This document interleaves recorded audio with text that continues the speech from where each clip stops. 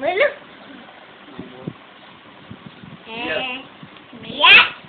मैं मुस्कान हूँ। मुस्कान जी, आप कौन सी क्लास में पढ़ती हैं? दूसरी। कौन से स्कूल में? विवेकानंद में। आपके पापा का नाम क्या है? नीरज। और नीरज आगे?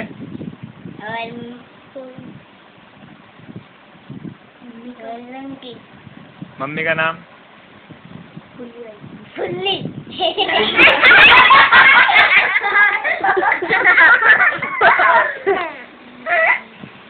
मैं एक गाना सुनाइए सुनाइए।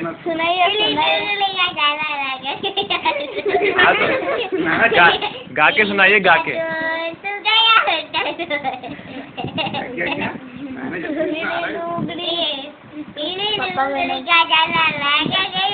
मेरे पापा का नाम जिज्ञा।